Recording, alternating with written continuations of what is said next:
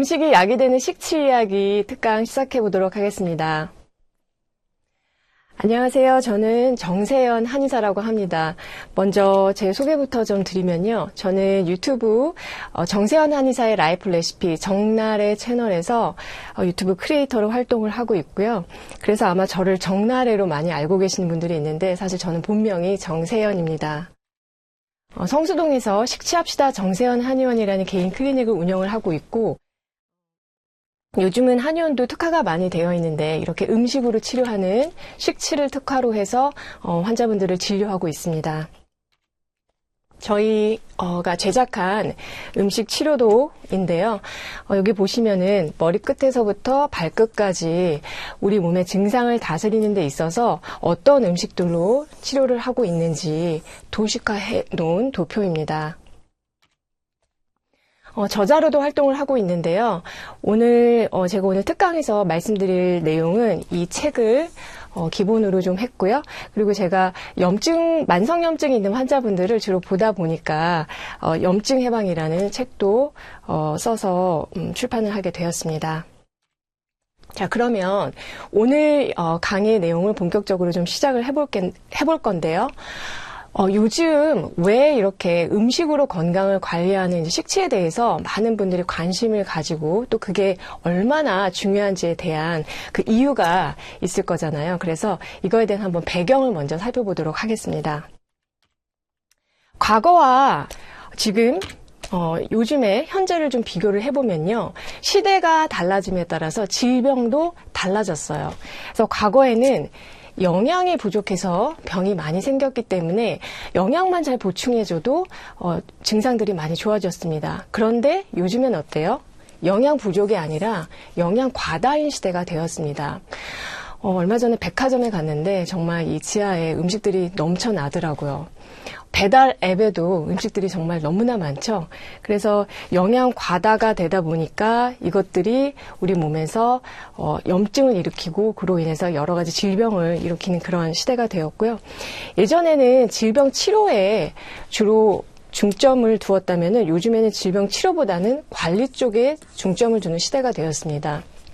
여러분, 고혈압약, 또 당뇨약, 고지혈증약 많은 분들이 약 드시고 계실 수 있는데 이런 약들을 한번 먹으면 치료가 다 되었습니다 라고 끝나는 것이 아니라 죽을 때까지 계속 먹어야 한다고 하잖아요. 그 말인즉슨 치료를 위한 약이 아니라 다만 혈당과 혈압을 관리하기 위한 관리 도구로서 이제 처방되는 약이라는 거죠. 그래서 질병을 치료하기보다는 관리를 하는 시대다.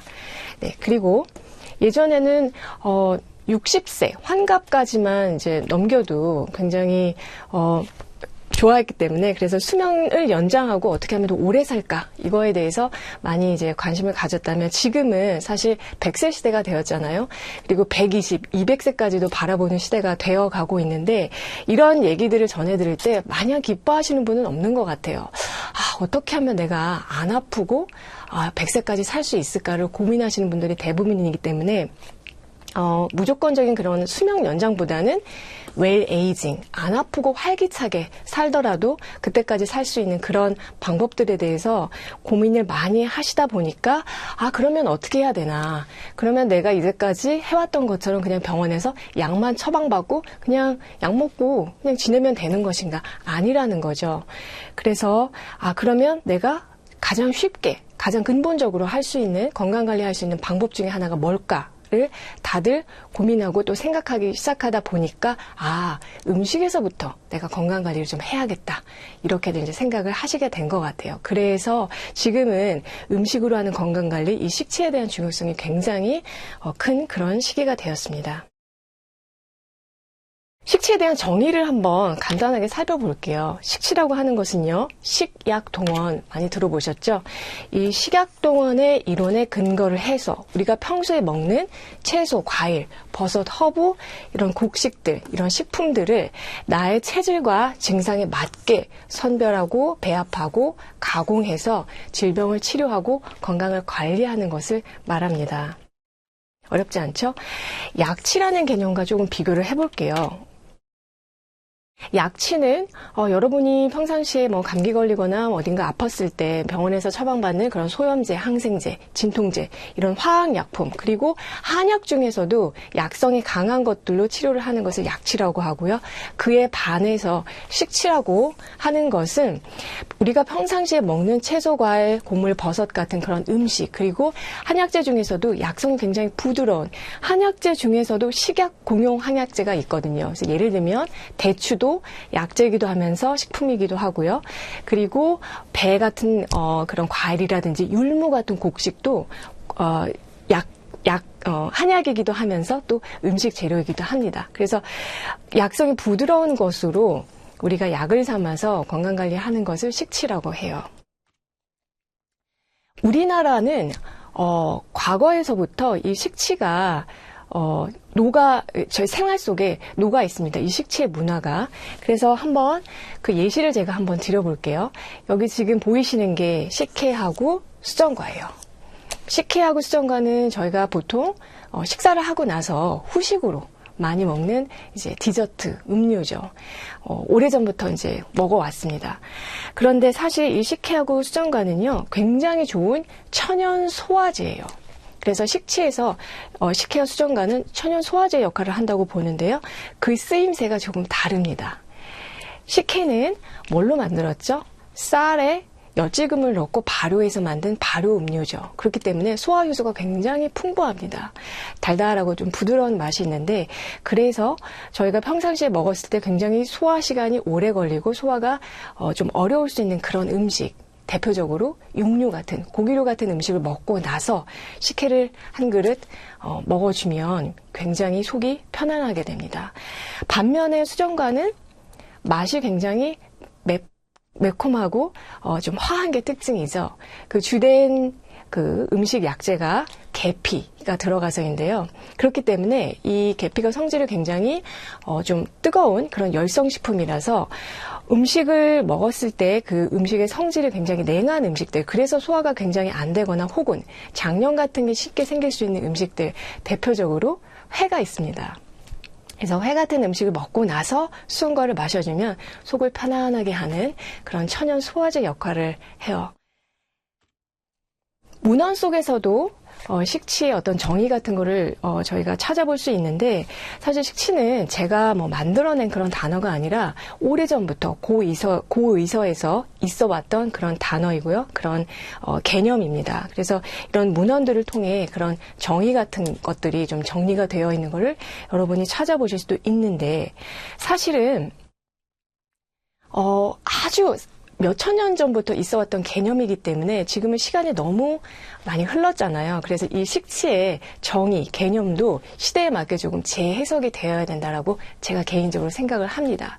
그래서 협의, 작은 의미로는 여러분이 지금 이제 알고 계신 것처럼, 내가 평상시에 먹는 음식으로 질병을 치료하고 관리하고 또 내 면역력하고 자생력을 튼튼하게 만드는 것, 을 말을 하는데, 조금 더 넓은 포괄적인 광의로는 우리가 입으로 섭취하는 음식물을 포함해서 그 외에 산소라든지 빛, 향기 같은 인체가 흡수하는 모든 것을 통해서 건강을 다스리는 것을 식치라고 볼 수가 있어요. 그럼 이제부터 식치의 뿌리에 대해서 조금 우리가 살펴보겠습니다.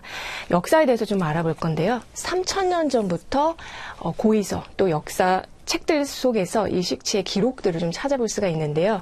자, 이 책을 한번 보면 수인 씨가 처음으로 나무를 모아서 불을 지펴서 사람들로 하여금 날 것을 익혀 먹게 해서 복통이 생기지 않도록 했다라고 되어 있습니다. 너무 흥미로운 문장이에요.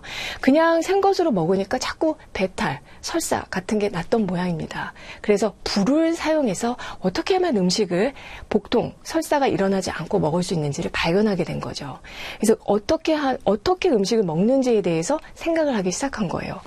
그리고 이 주례라는 책에서는 5세기 이전에 이미 식의, 지리, 양의, 수의 등이 있었는데 그 중에서 식의가 바로 식이요법을 담당한 의사였다라고 되어 있습니다. 그래서 이미 약으로 치료하는 그리고 질병을 치료하는 지리와 그리고 식이요법을 담당하는 식의가 역할이 좀 분담이 되어 있었고요. 그리고 이 신농본초경이라는 책은 한의학에서는 마치 바이블 같은 그런 이제 책인데요.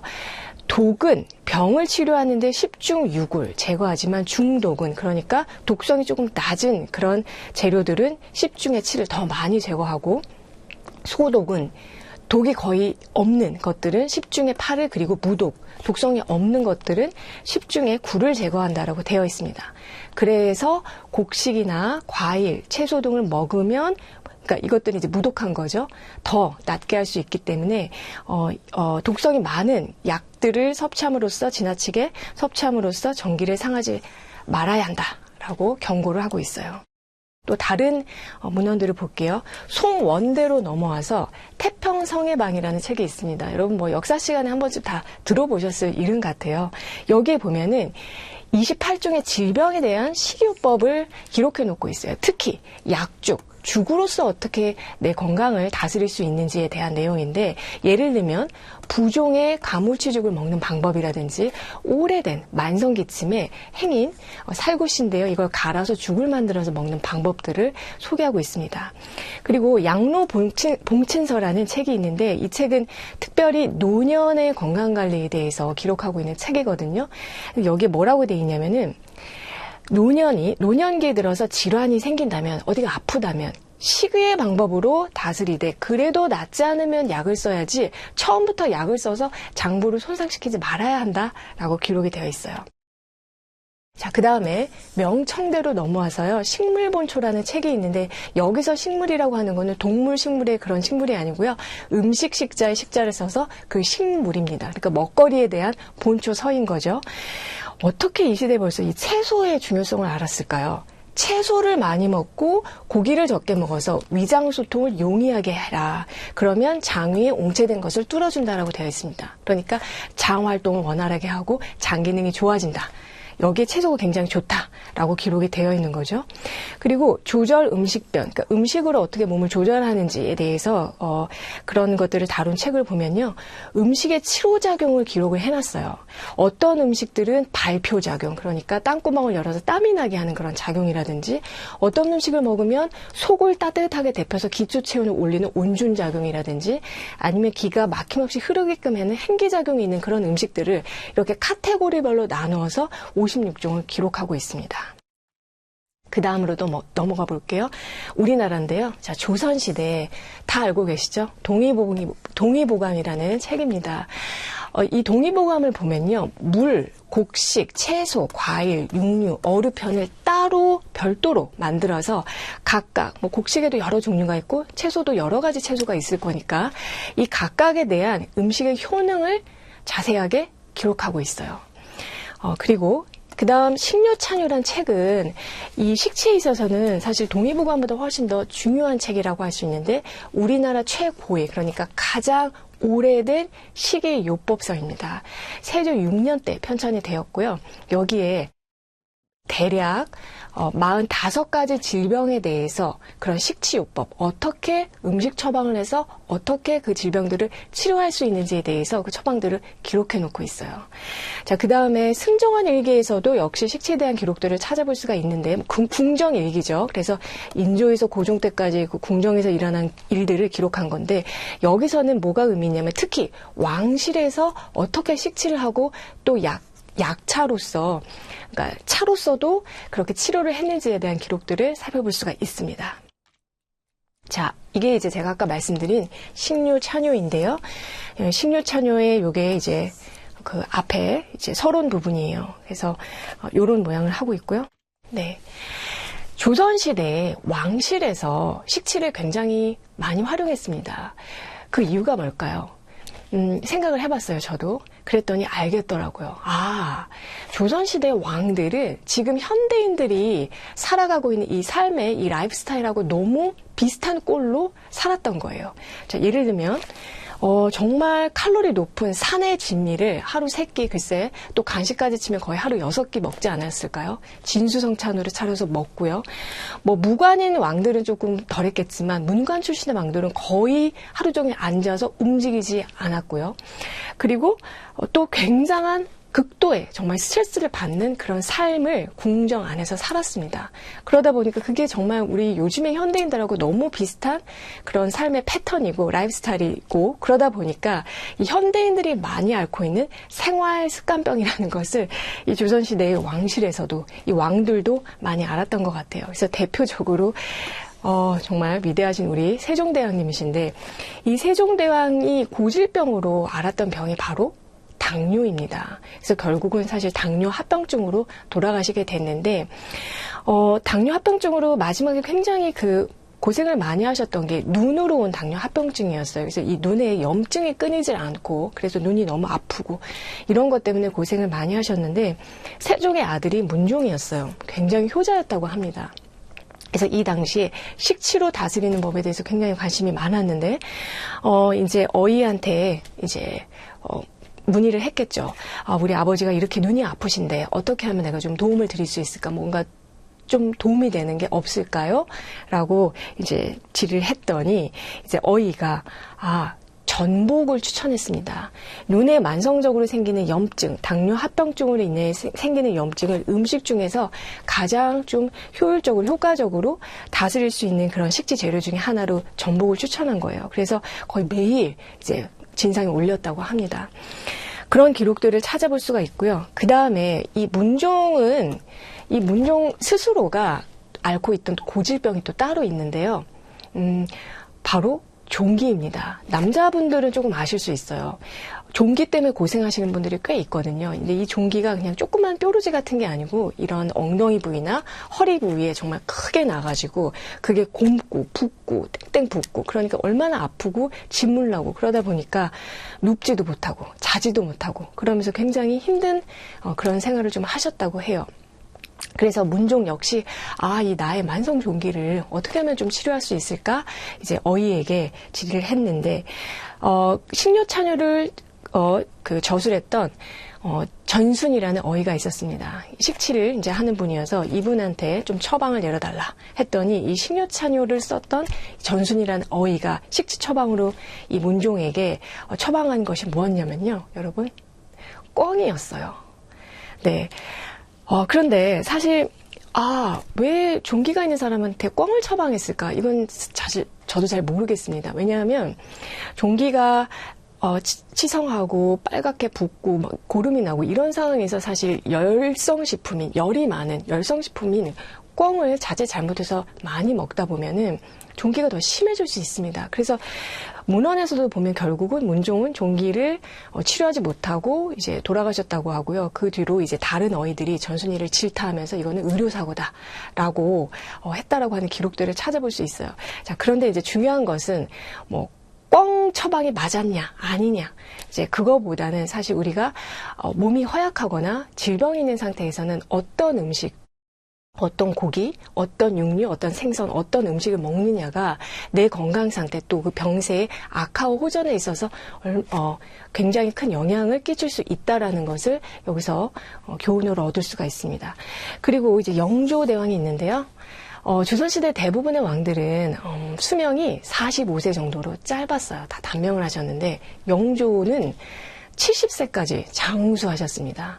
그래서 사람들이 그 비결이 뭘까를 굉장히 궁금했을 거 아니에요. 그래서 연구를 많이 했는데, 메인은 음식에 있었다. 이 영조대왕은 음식을 굉장히 경계했다고 해요. 그러니까 어렸을 때부터 굉장히 잔병치레가 많았고 몸이 약하다 보니까 항상 뭔가 나의 몸 상태를 면밀히 보고 그에 맞게 음식을 조절하고, 그러면서 담백한 음식을 위주로 먹고, 그리고 소식하고, 그리고 차를 즐겨하고, 이제 이런 것들을 하다 보니까 몸 상태가 굉장히 이제 좋았고, 그래서 이제 장수할 수 있었던 비결, 그렇게 해서 이제 스스로 식치를 했고, 식체도 굉장히 스스로 조예가 깊었던 왕이라고 알려져 있습니다.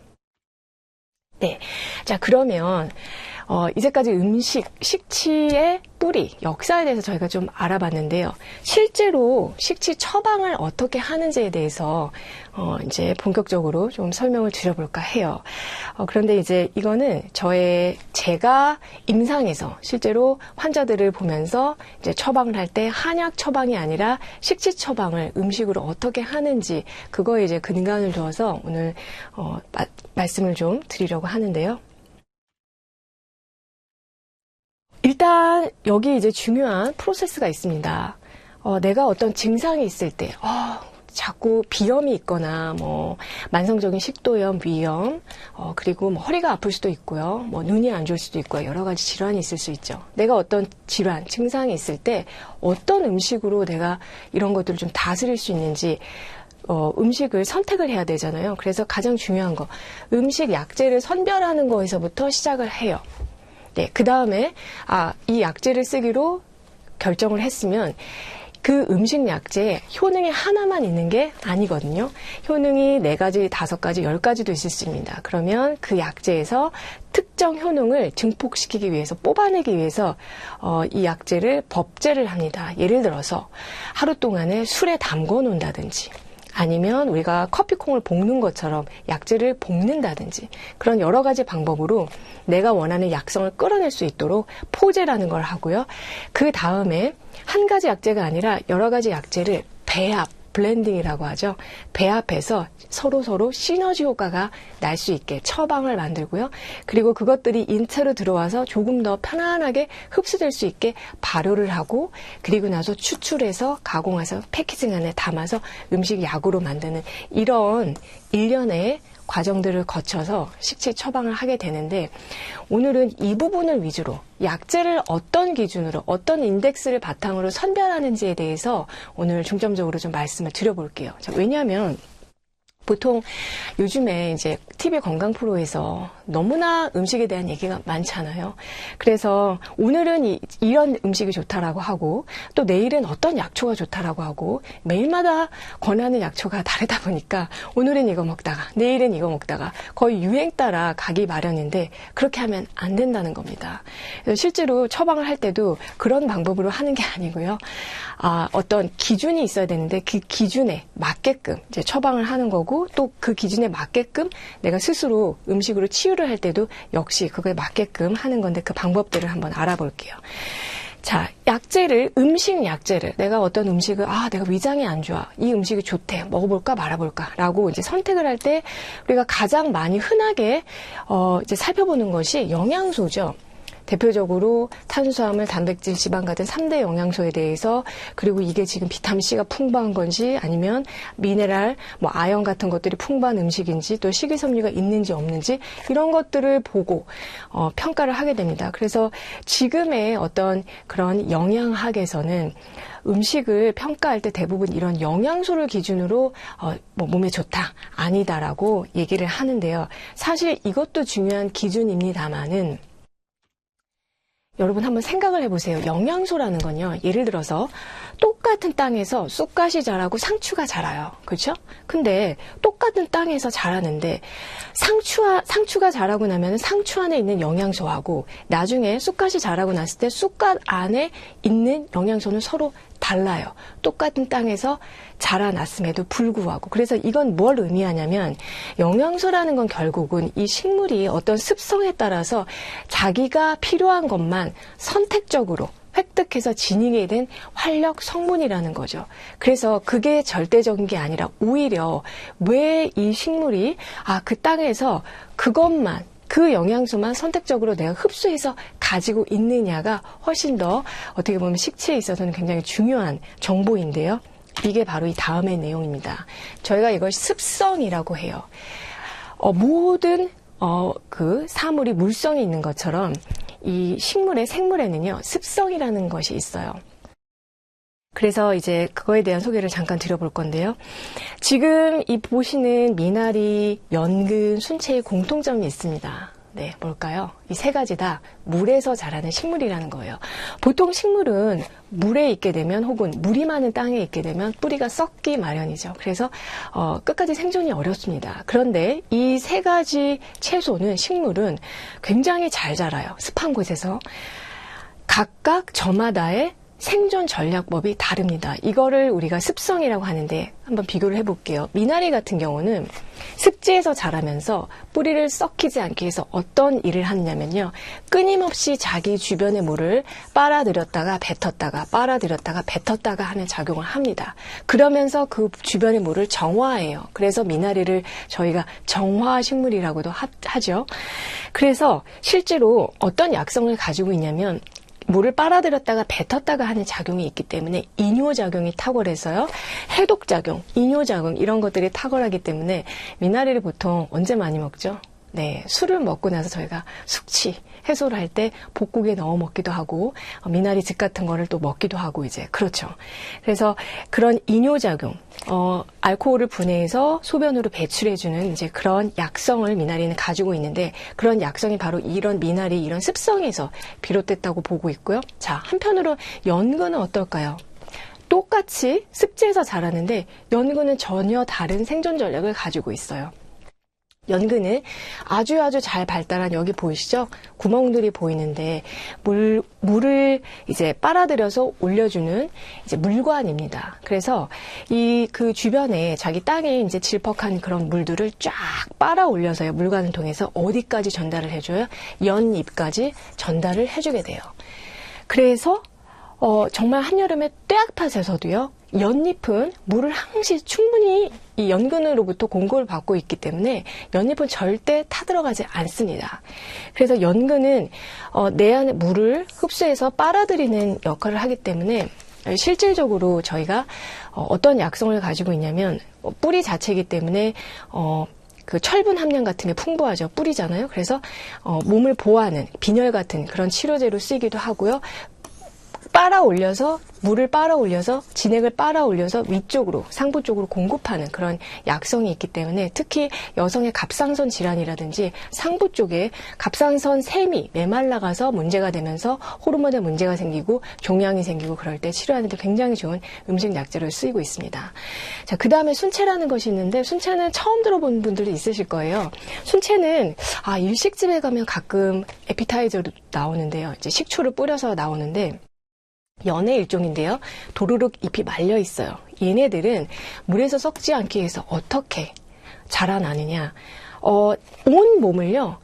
아주 끈적끈적한 점액질로 스스로를 다 감싸고 있습니다. 그래서 여러분 보이세요? 여기 주변으로 지금 끈끈한 점액질들이 보여요. 이 점액질로 스스로 다 감싸면서 물을 차단하고 있기 때문에 쉽게 썩지 않습니다. 그래서 순채 같은 경우는 이런 점액질을 공급해야 하는, 예를 들어서 기관지가 메말라서 마른 기침을 계속한다든지 천식이 있다든지 아니면 피부가 굉장히 건조한 아토피 같은 경우 그럴 때 굉장히 점액질을 공급해서 피부를 보호하고 기관지 점막을 보호하는 중요한 음식 약재로 쓰이고 있어요. 그래서 모든 생명체는 주변과의 조화를 이루기 위해서 자신만의 고유한 생존법을 터득을 했고 그런 생존법을 저희가 이 식물의 고유한 습성이라고 하고 그런 것들이 이 안에 DNA로 저장이 돼 있고 그것을 저희가 약성으로 쓰는 거죠. 그 다음에 또 이제 보아야 할 것이요. 형상이라는 것인데 이제 모양새예요. 우엉과 인삼을 한번 볼게요. 둘 다 뿌리입니다. 그런데 뿌리인데 어쩜 이렇게 생김새가 다를까요? 우엉 같은 경우는 아주 긴 회초리처럼 생겼어요. 그래서 직근으로 쭉 뻗어 있고요. 잔뿌리가 거의 없습니다. 그래서 얘네들은 생존 전략이 뭐냐면 다른 식물보다 더 깊은 땅 속으로 뚫고 들어가는 힘, 뚫고 들어가서 저 깊은 곳에서 영양분을 빨아먹어서 생존하겠다. 그런 습성을 가지고 있고요. 그러다 보니까 모양도 이런 모양, 섬유질이 굉장히 발달한 질긴 그런 뿌리 모양을 하고 있습니다. 매끈하죠. 반면에 인삼을 한번 볼까요? 인삼은요, 통통하고요.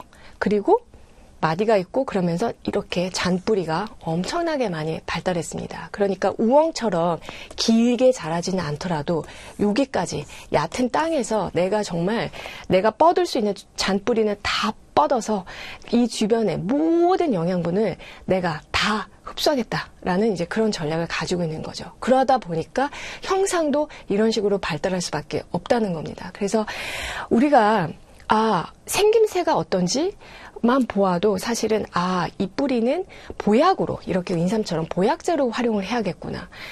우엉의 뿌리의 생김새를 보면 요거는 우엉은 보약제가 아니라 오히려 장을 소통시키고 변비라든지 장 운동을 원활하게 한다든지 아니면 혈당을 조절하는 그런 당뇨 같은 질환에 활용을 해야겠구나라고 답을 얻을 수가 있어요. 그 다음에 그래서 모든 생명체는 주변 환경의 기후, 토질, 고도 등에 따라서 가장 최적화된 그런 형상을 갖추게 되었다라는 것이고요. 그래서 식지 처방을 할 때에도 또 음식을 선별을 할 때에도 이제 그런 모양을 보게 됩니다. 그 다음에 또 중요한 것이 부위인데요. 식물 전체를 놓고 보면 이렇게 뿌리, 근제라고 합니다. 줄기, 간제라고 하고요. 잎, 엽제, 씨앗, 종제, 꽃, 화제 이렇게 해서 부위별로 우리가 나눌 수가 있는데요. 부위별로 약성이 다르다라는 거예요. 같은 식물이라 하더라도. 그래서 같은 식물이라 하더라도 우리가 꽃을 쓸 건지 아니면 줄기가 더 도움이 될 건지 아니면 뿌리를 써야 되는 건지를 결정할 수 있다는 거죠. 예를 들면 연이라는 식물이 있을 때 연근 같은 경우는 뿌리류이기 때문에 주로 여기도 보면 약성이 어떻게 기록이 되어 있냐면요. 보오장, 오장을 보한다. 그리고 실하초, 특히 하초를 튼튼하게 한다. 그래서 연세가 들면서 다리가 특히 시리고 다리가 자꾸 메말라가는 수척해지는 그런 경우에 연근이 굉장히 좋은 음식 보약제가 됩니다. 반면에 똑같은 식물이지만 잎 부분은 전혀 다른 효능을 가지고 있어요. 연잎 같은 경우는 지갈, 갈증을 멈추게 하는 작용을 합니다. 수분 공급을 해서. 그리고 연꽃 같은 경우에는 마음을 안정시키고 몸을 가볍게 하고 안색을 좋게 하는 역할을 하는데, 그러니까 이거를 이제 한마디로 얘기하면 호르몬을 조절하는 역할을 한다라고 볼 수가 있고요. 연자신 같은 경우는 이건 뭐냐면 연꽃 안에 있는 배아인데요. 이 마음을 진정시키는 그런 작용을 한다라고 기록이 되어 있어요. 그래서 크게 보면 뿌리류는 기본적으로 보하는, 왜냐하면 땅에서 영양분을 잔뜩 빨아들여서 가지고 있기 때문에 몸이 허약했을 때 그거를 보호하는 그런 재료로서 이제 보통 많이 쓰이게 되고, 줄기와 잎 같은 경우는 하는 일이 뭐예요? 계속 영양분을 빨아 올렸다 내렸다 계속 소통시키는 역할을 하기 때문에 순환에 문제가 생긴 어떤 질환, 순환이 안 될 때는 뿌리보다는 줄기나 잎 같은 걸 많이 드시면서 식취하시면 도움이 되는 것이고요.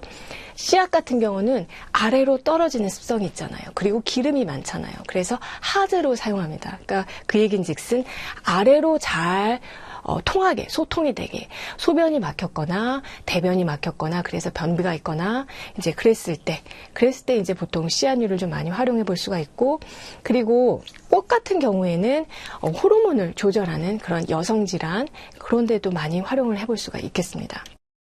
그래서 결론은 부위마다 쓰임새와 효능이 다르기 때문에 같은 식물이라 하더라도 어떤 부위를 내가 먹느냐에 따라서 나한테 오는 그런 효능이 좀 달라질 수 있다는 거죠.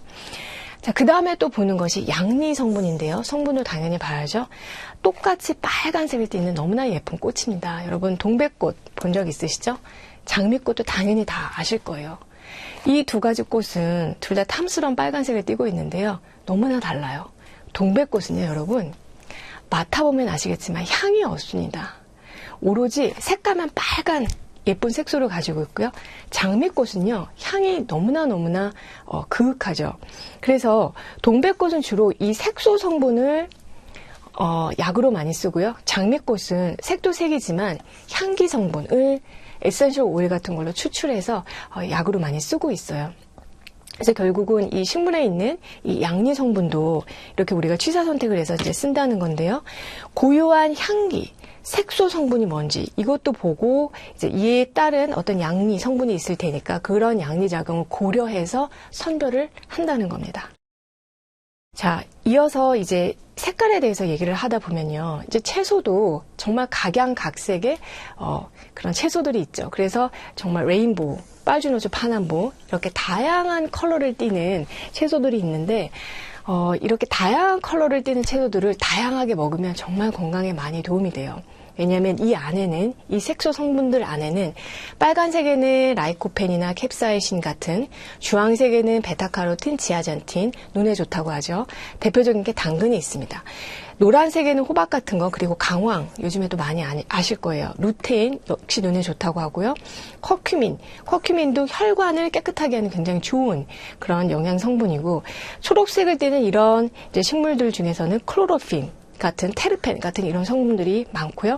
포도, 블루베리, 영양이 좋다고 많이 알고 있는데, 안토시아닌, 레스베라트롤 다 너무 좋은 성분이고, 검정색을 띠는 식물들 보면 검은 콩이라든지 검은 깨, 여기에는 루틴, 또 안토시아닌 많이 함유되어 있고요.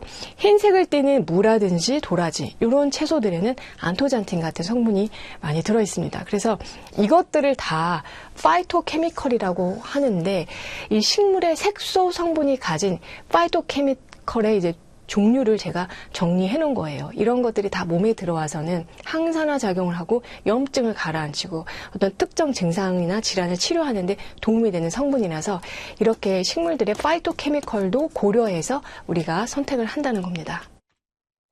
그 다음에 또 빼놓을 수 없는 게 맛이에요. 자, 맛은 크게 5가지가 있는데요. 신맛, 쓴맛, 단맛, 매운맛, 짠맛이 있습니다.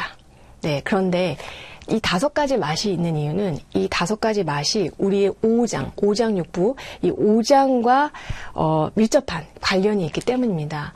이 맛은요, 이 오장을 생하게 하고 또 극하는 그런 작용을 하는데, 자, 예를 들면 신맛을 띠는 맛은 수렴 고사파는 작용을 해서 간을 살아나게 합니다. 자, 이게 무슨 얘기냐면, 수렴한다는 얘기는 기운을 발산하는 게 아니라 내 기운이 밖으로 흩어지지 않도록 내 기운을 쫙 모은다는 얘기예요. 개구리가 움츠려야 더 멀리 나갈 수 있는 것처럼 수렴하는 게 폭발적인 힘을 내기 위해서는 굉장히 중요한 그런 기능인데, 그런 작용을 도와주는 게 신맛입니다. 그래서 대표적으로 우리가 많이 먹는 자양강장제라든지 비타민C라든지 신맛 나는 것들은 다 그런 수렴 작용을 해서 피로회복제로 많이 쓰이고 있죠. 그런 신맛은, 천연 신맛은 다 간을 생하는 작용을 하고요. 쓴맛을 내는 음식들이 있어요. 뭐가 있을까요? 커피도 좀 쓴맛을 내볼 수 있고, 또 각종 채소도 약간 쌉싸름한 맛을 내는데, 쓴맛은 기본적으로 기를 아래로 내려가는 그런 작용을 합니다. 그리고 열을 꺼트리고, 그리고 내 몸 안에 습기를 말리는 그런 작용을 해서요. 결국은 심장이 너무 뜨거워서 과부하가 걸리지 않게 안정시키고, 혈압을 내려주고, 열을 내려주고, 가슴을 시원하게 하고, 머리를 시원하게 하고, 그런 작용을 한다는 거예요. 그 다음 단맛은 어떨까요? 아마 알고 계실 수 있는데, 단맛은 기본적으로 해독작용을 하고요. 그래서 모든 한약재에 감초가 들어가죠. 해독을 하기 위해서고요. 그리고 통증이 있는 것을 부드럽게 이완시켜서 풀어주는 진통작용을 합니다. 그리고 이 쓴맛과는 대조적으로 건조한 것을 오히려 촉촉하게 해주는 윤택하게 하는 작용을 해서요. 오장육부 중에서는 비장을 생하게 하는, 활성화시키는 이제 그런 맛이고요. 매운맛은 아까 신맛과는 대조적으로 기를 바깥으로 발산시켜서 땀을 내게 하고 기운을 끌어올리는 그런 역할을 하면서요. 어딘가 기혈이 막혀 있었다면 행기, 기를 돌려주고, 행혈, 혈액순환이 막힌 걸 뚫어주는 그런 작용을 하고요. 오장육부 중에서는 폐와 깊은 관계가 있습니다. 폐 기능을 촉진시키는 그런 역할을 합니다. 마지막으로 짠맛은 어딘가 굳어있는 것, 딱딱하게 뭉쳐있는 것을 부드럽게 딱딱한 것을 부드럽게 풀어주고 흐트러뜨리는 그런 작용을 해서요. 우리 몸의 콩팥과 굉장히 깊은 연관이 있어서 이렇게 오미하고 오장이 서로 그런 작용을 하고 있어요. 그래서 요거에 따라서, 맛에 따라서도 음식 재료를 이제 선택을 하게 되는데, 이 맛이 극대화된 것이 바로 여러분 향신료죠. 한번 볼게요. 자, 짠맛이 극대화된 것이 소금 간장이고요. 신맛이 극대화된 것이 뭘까요, 여러분? 네, 식초입니다. 단맛이 극대화된 것으로는 꿀 조청이 있고요. 매운맛이 극대화된 것으로는 뭐 고추장이라든지 김치가 있고요. 그리고 쓴맛이 극대화된 것으로는 사실 쓴맛은 많지 않아요. 왜냐면 사람은 기본적으로 쓴 걸 안 좋아하기 때문에, 하지만 여러 가지 나물류라든지 또 여주 같은 거, 그리고 이제 양배추 이런 것들, 방울 양배추 이런 것들이 이제 쓴맛이 굉장히 독특한데, 이렇게 각각의 맛이 극대화된 것이 향신료예요. 그래서 원래 향신료는 음식 우린가 뭔가 요리를 하고 조리를 했을 때 비어있는 맛을 메꿔줘서 풍미를 훨씬 더 좋게 하기 위해서 우리가 향신료를 사용하지만, 사실은 이들 자체로, 왜냐하면 각각의 맛이 약성이 있기 때문에 이들 자체로도 약이 된다는 거예요. 이 향신료가 약이 된다는 겁니다. 그래서 요즘에 보면은 식초 열풍도 너무나 불고 있고요. 혈당 떨어뜨리는 데 도움이 된다고 하죠.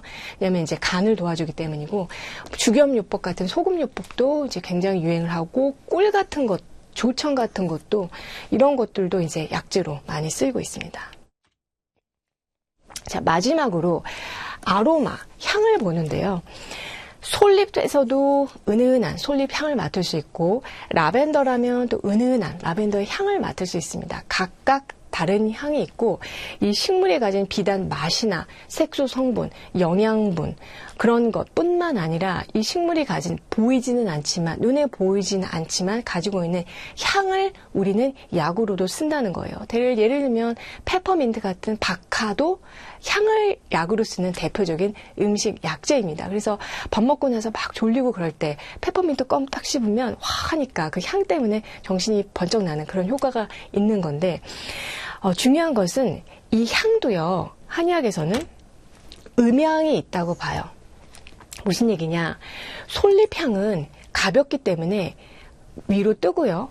라벤더 향은 상대적으로 무겁기 때문에 음에 속합니다. 그래서 아래로 가라앉는 향을 가지고 있어요. 그래서 잔향이 훨씬 오래 남는데요. 그래서 이런 향들도 그냥 향이 좋네 뭐 이렇게 해서 쓰는 게 아니라, 이 향이 가진 음양을 보고 이 사람에 따라서 어디 부분에 어떻게 균형이 깨져 있는지를 보고, 그 균형은, 음양의 균형을 맞춰주기 위해서 향도 고려해서 음식 약재를 선별하게 돼요. 자, 그렇다면은 지금까지는 어떤 증상에 내가 어떤 음식 재료를 선택을 해서 쓰려면은 어떤 인덱스를 가지고 어떤 기준으로 내가 음식을 선택해서 쓸까에 대해서 제가 말씀을 드렸다라면, 자, 그렇다면 그 음식들이 내 몸에 맞게, 체질이 다 다를 거 아니에요? 그래서 나한테 맞게 조금 더 맞춤으로, 개인 맞춤으로 식치를 하는 것에 대해서 말씀을 드려볼게요. 개인 맞춤으로 식치를 하려면 일단은 태어난 나에 대해서 아는 것이 중요합니다. 파악하는 게 중요해요. 그래서 여기 보이는 그림은 DNA라고 써져 있죠. 유전자 검진을 하는 건데, 불과 몇십 년 전까지만 해도 유전자 검진하는 게 굉장히 고가였지만, 지금은 많이 하향 평준화가 돼서 많은 질환에 대해서 유전자 검진을 미리 해볼 수 있거든요. 이거는 내가 엄마 아빠한테서 어떤 유전자를 받고 태어났는지, 그래서 혹시 거기에 변이가 있는지 없는지를 보고 미리 내 질환이나 내 몸 상태를 추측해 볼 수 있는 거예요. 이거는 검사를 뭐 매년 한다고 달라지는 게 아니라 평생 딱 한 번 하면 되는 검사고, 결과값은 똑같습니다. 그래서 타고난 나인 거죠. 결과값이 변하지 않아요.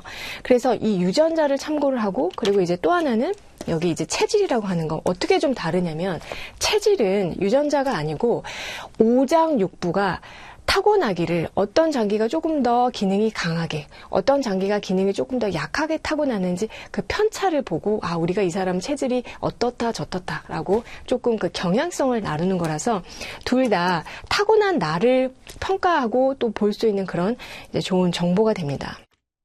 그 다음에 현재의 나도 알아야 돼요. 자, 현재의 나를 안다는 건, 우리가 매년 혹은 2년마다 한 번씩 건강검진 하잖아요. 그래서 내가 지금 콜레스테롤 높대, 나한테 지금 어떤 질환이 있대, 위험이 있대, 그런 걸 알아야 하고요. 근데 당뇨가 있대 없대, 그런 거에 따라서 그러면 음식 재료 중에서도 당분이 있는 거는 좀 경계해야겠구나, 이렇게 결정을 할 수가 있는 거죠. 콜레스테롤이 높아, 내가 커피 좀 조심해야겠구나, 왜냐면 커피에도 콜레스테롤이 많기 때문에. 그래서 이 질환의 유무도 파악을 해야 되고, 그리고 현재 나의 증상, 그리고 또 하나는 체력 상태. 내가 약을 얼마나 세게 쓸 건지 약하게 쓸 건지, 이런 체력 상태도 고려를 해서 이제 결정을, 맞춤 식치라는 걸 하게 되는데요. 여기서 오늘 이제 마지막으로 체질에 대해서 조금 더 간략하게 말씀드리고 이제 마무리를 하겠습니다. 체질이라는 건 아까 이제 경향성이라고 말씀을 드렸는데요. 물론 사상 체질도 있고 팔상 체질도 있고 체질을 나누는 방법은 오장육부로 체질을 나눌 수도 있고 방법이 여러 가지예요. 그런데 사상 체질이나 아니면 팔상 체질까지 이렇게 나누는 것들은 사실 굉장히 전문가다 하더라도 굉장히 어려울 수가 있고 그래서 내가 직접 내 체질을 평가하기에는 어려움이 있을 수 있습니다. 그래서 조금 더 쉽게 내가 나 스스로의 어떤 경향성을 평가해보는 방법으로 제가 소개시켜드리고 싶은 것은 한열조습으로 한번 나눠보는 겁니다. 한열. 내가 평상시에 열이 많은 체질이다. 내가 냉한 체질이다. 이거는 굳이 누가 알려드리지 않아도 아마 스스로 느끼는 부분이 있으실 거예요. 그런데 한열만 있는 것이 아니라 조습도 있습니다. 그러니까 온도가 있으면 습도도 있는 거죠. 그래서 내가 좀 건조한 체질이구나 혹은 내가 좀 습한 체질이구나. 그래서 이 한열 조습에 따라서 네 가지로 그 경향성을 조금 구분해서 그거에 맞게 식치를 해볼 수가 있는 거예요.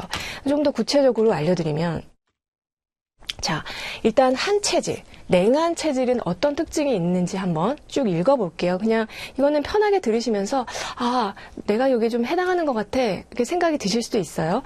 당연히 추위를 많이 타겠죠. 그리고 손발이 찹니다. 여성분들이 많아요. 갈증을 잘 느끼지 않고요. 비교적 따뜻한 물을 좋아하는 편입니다. 그리고 혀를 내밀어서 거울을 보면요. 이 혀가 물기가 좀 많고요. 혀의 색깔이 연한 경우가 많고요. 그리고 이제 지금 계절처럼 이렇게 찬바람이 많고 또 찬 기운, 에어컨 또 이런 것들이 굉장히 취약해서 알레르기 같은 걸 일으키기 쉽고요. 얼굴색을 딱 봐도 얼굴색이 창백하고 좀 푸른빛이 돌기도 하고 성격적으로는 좀 조용하고 차분한 편이고요. 그리고 땀을 잘 흘리지 않은 분들이 많고요. 소화력이 약한 분들이 많습니다. 그리고 소식하는 분들, 왜냐면 소화가 좀 떨어지기 때문에 식사량이 적은 분들이 많고 소변은 좀 맑은 편이고 설사하시는 분들이 많아요. 자, 이에 반해서 열이 많은 체질인 분들은 어떨까요? 반대의 어떤 증상들이 평상시에 잘 나타나는데요. 갈증을 잘 느끼고 물을 먹더라도 나는 뜨거운 물을 못 먹겠어. 아이스 아메리카노 혹은 시원한 물을 주로 좋아하고요. 그리고 더위를 굉장히 많이 타고 후덥지근한 곳 싫어하고요. 그리고 혀 상태를 보면 항상 입안이 열이 많기 때문에 텁텁하고 혓바닥에 설태가 많은 그런 이끼 같은 게 많이 껴있는 경우가 많습니다. 열이 많기 때문에 얼굴에도 그 여드름 같은 그런 뾰루지가 잘 나고 염증이 잘 생기기가 쉽고요. 성격적으로는 굉장히 욱하는 다혈질 그리고 성격이 좀 급하고 활발할 수가 있고 열이 많기 때문에 땀이 많겠죠. 그리고 체취가 좀 짙은 편이고요. 눈이 잘 충혈이 되고 얼굴에 붉은기를 띠고 있는 분들이 많아요. 소변색은 좀 짙으면서 오히려 변비 경향이 있으신 분들이 많습니다. 넘어가 볼게요. 자, 그러면 평상시에 좀 건조한 체질은 어떠냐? 건조한 증상들이 나타납니다. 피부가 갈라지고 또 입과 코가 잘 마르고요. 목구멍도 잘 말라요. 그래서 기침을 하는데 이거는 감기 때문에 하는 기침이 아니라 가래도 없는 그냥 마른 기침을 습관적으로 계속 하시는 분들이 많습니다. 그리고 무릎 이런 관절에도 윤활액이 있어야 되는데 건조해서 다 메마르기 때문에 자꾸 시큰거리고 그리고 뚜두둑 움직일 때마다 소리가 나는 경우가 많고요. 손톱도 보면은 잘 부러지고 모발도 윤기가 없고 잘 끊어지는 경우가 많고 변도 수분기가 없어서 굉장히 딱딱하고 그런 변비 성향이 있고 피부가 버석거리고 그리고 물이 체액이 마르기 때문에 물이 말라서 열이 생기는 그런 증상이 있기 때문에 지금 뭐 가을이나 겨울같이 굉장히 건조한 계절에 가을을 타는 분들 이 조한 체질의 가능성이 많아요. 또 겨울처럼 건조할 때 몸이 굉장히 컨디션이 떨어지면서 힘든 경우가 많습니다. 넘어가 볼게요. 자, 그 다음 습한 체질은 수분 조절이 잘 안 돼서 몸 안에 수분이 자꾸 정체하는 체질인데요. 그러다 보니까 자꾸 붓는 경향이 있고요. 눈 밑에는 그런 체액이 모여서 다크서클이 잘 생기고 그리고 묽은 가래 같은 것들이 나오면서 몸이 나른하고 무겁고 가끔 가다가 메스꺼린다는 분들도 많습니다. 그리고 대변은 무른 편이 많고요. 그래서 퍽하면 묽은 변을 보고 설사하는 분들도 많고요. 관절이 잘 붓고 아픈 분들이 많고 머리가 맑지 않고 그리고 물을 잘 못 먹는 분들이 많아요. 넘어가 보겠습니다. 자, 그렇다면은 각각의 체질별로 간단하게 식치를 어떻게 맞춤으로 좀 할 수 있는지를 말씀을 드려볼게요. 자, 몸이 냉한 체질은 항상 혈액순환이 떨어지고 몸이 차가워지는 체질입니다. 그래서 식치 포인트는요. 아침에 마시는 따뜻한 물 한 잔이요. 몸을 따뜻하게 순환시키는 작용을 하기 때문에 너무나 좋은, 아무것도 아닌 것 같은데 너무나 좋은 그런 이제 식치의 방법이에요. 그래서 아침에 컵에 따뜻한 물, 뜨거운 물, 그리고 찬물 이렇게 반반씩 해서 섞어서 한 잔 딱 드시고 시작하시면 너무나 좋고요. 따뜻한 성질을 가진 음식이 이분들한테는 당연히 보약이 되겠죠. 그래서 생강, 계피, 강황, 계피, 그다음에 귤피는 귤 껍질이고요. 인삼이라든지 대추, 황기, 파마늘, 뭐 냉이 같은 달래 같은 그런 봄나물, 부추, 그리고 과일 중에서는 체리, 육류, 고기 중에서는 닭고기. 네, 이런 것들이 이제 약이 되는 음식이고, 반대로 피해야 할 음식들로는 차가운 물, 아이스크림, 또 냉한 녹즙이라든지 칡즙. 그래서 요즘에 사실 주스 열풍, 무슨 뭐 야채 주스, 뭐 어떤 뭐 아침에 갈아 먹는 그런 주스, 뭐 ABC 이런 주스 굉장히 열풍이 불고 있잖아요. 이런 냉한 체질인 분들한테는 그런 주스를 추천드리지 않습니다. 계속 설사를 하실 가능성이 많아요. 그러면서 살이 빠지고 기운이 빠질 가능성이 많습니다. 일상에서는 이런 관리들 찬물에서 하는 건 피하고 몸 전체를 항상, 왜냐하면 냉화에서 이제 순환이 떨어지기 쉽기 때문에 안마 같은 거 마사지 해주고 지압해주는 게 이런 게 굉장히 도움이 되고요. 자, 그 다음에 열이 많은 체질은 어떤 체질이냐, 어떻게 식치를 하면 좋으냐. 더위를 많이 타고 그래서 항상 에너지를 많이 소모하는 체질이 바로 이 열이 많은 체질이에요. 그래서 식치 포인트는 성격이 급하니까 음식도 막 엄청 빨리 먹거든요. 그러니까 천천히 오래 씹어서 먹는 습관을 들이고, 물은 항상 체액이 탈수가 되기 쉽기 때문에 자주 마셔줄 것. 그래서 약이 되는 음식은 좀 성질이 냉한 음식, 체온을 좀 떨어뜨려주는 음식, 그래서 차류 중에서는 국화차라든지 박하차, 댄잎차 이런 것들이 도움이 되고, 맛 중에서는 아까 단맛, 쓴맛, 매운맛, 신맛, 짠맛 있다고 했죠? 쓴맛이 나는 음식들이 가장 도움이 됩니다. 그래서 봄나물, 쓴바귀 같은 각종 웬만한 채소들은 다 쌉싸름한 맛이 있기 때문에 활용을, 그러니까 즐겨 하시면 좋고요. 컬러 중에서는 특히 보라색 컬러를 띠는 음식이 도움이 되고요. 블루베리라든지 가지 같은 것들, 비트 좋습니다. 그리고 또 콩류, 모든 콩류가 이 열이 많은 체질한테는 약이 돼요. 반대로 피해야 할 음식들은 마늘이나 고추, 맵고 자극적인 음식, 그 다음에 카페인은 더 심박동을 빠르게 해서 더 열이 생기게 하기 때문에 그런 카페인이 많은 음료, 마늘, 고추 같은 향신료 이런 것들은 오히려 이 경우에 좀 피해야겠죠. 이런 것들을 많이 먹으면 어떤 증상이 나타나느냐. 강황이 좋대요. 강황이 좋다니까 강황을 먹었더니 막 머리가 아프고 두통이 생겨요. 이런 분들이 대부분 다 열이 많은 체질이에요. 그래서 강황이 좋다고 해서 나한테도 좋은 건 아니라는 거죠. 다 똑같지 않습니다. 내 체질에 맞게 선별을 해야 된다는 거예요. 일상의 관리로 몸을 뜨겁게 하는 사우나를 자주 하는 것은 좋지 않다. 피부가 점점 노화됩니다. 그래서 스트레칭을 좀 자주 해주시는 것이 좋고요. 스트레스를 많이 받을 수 있는 체질이기 때문에 스트레스를 풀어줄 수 있는 운동 습관 또 이제 그런 것들을 좀 해주시면 좋겠어요. 취미 같은 것도 좋고요. 자, 그렇다면 조한 체질은 어떤 체질이냐? 인체 진액이 잘 말라서 우리 몸의 70%가 물이잖아요. 이게 자꾸 마른다는 거예요. 그러면서 피부부터 건조해지기 쉬운 체질인데요. 뭐 피부뿐만 건조해지는 게 아니죠. 세포 다 건조해지죠. 세포마다 관절도 건조해지죠. 눈도 건조해지죠. 다 건조해집니다. 그래서 평소에 물을 잘 챙겨 먹어야 되고, 지금 말씀드리는 이런 그런 이제 식물의 부위 중에서는 씨앗류, 기름이 풍부한 씨앗류, 들깨라든지 호두, 잣, 그런 견과류 이런 것들이 굉장히 도움이 되는, 견과류가 몸에 좋다고 하는데 특히 견과류가 보약이 되고 약이 되는 체질. 그래서 하루에 꼭 20g씩 챙겨 드시면 좋은 체질, 바로 이 건조한 체질들이에요. 차 중에서는 동굴레차, 오미자차 같은 것들이 보습하는 데 굉장히 도움이 되고요. 신맛 나는 음식, 우리가 새콤한 음식을 먹으면 침이 생기죠. 신맛 나는 음식을 먹으면 몸에서 수분을 생기게 하기 때문에 이런 자두, 매실, 키위라든지 레몬, 시트러스 과일들이 다 도움이 됩니다. 반대로 몸을 점점 더 건조하게 만드는 음식, 탈수시키는 음식, 대표적으로 술 먹으면 수분이 뺏기죠. 그래서 몸이 굉장히 건조하게 됩니다. 불리한 음식이에요. 담배라든지 커피 이런 음식들은 먹으면 먹을수록 점점 더 세포를 탈수되게 만드는 불리한 음식들이기 때문에 좀 피하는 게 좋고요. 일상의 관리로는 격한 운동을 해서 안 그래도 건조한데 땀을 너무 내기보다는 요가 같은 그런 운동을 좀 추천을 드리고요. 샤워보다는 좀 온수욕을 한 다음에 보습제 같은 걸 좀 발라주는 것도 도움이 됩니다. 자, 그 다음에 마지막으로 습한 체질인데요. 조한 체질과는 반대가 되죠. 몸이 잘 붓고 무거워서 움직임도 느려지고 그래서 살도 쉽게 찌기 쉬운 체질이에요. 식치 포인트는 평상시에 물을 먹긴 먹되 억지로 많이 마시는 거는 권장하지 않고요. 그리고 이제 식사 후에 바로 눕거나 오래 누워있는 습관을 가장 피해야 합니다.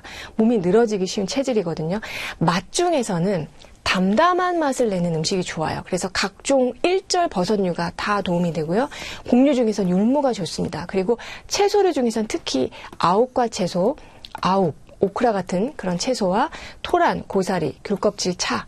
차로는 귤껍질 차, 유기농 귤껍질 차, 껍질 버리지 말고 말렸다가 보관하셨다가 이제 락이락 같은 데 보관하셨다가 그래서 따뜻하게 차로 드시면 굉장히 도움이 돼요.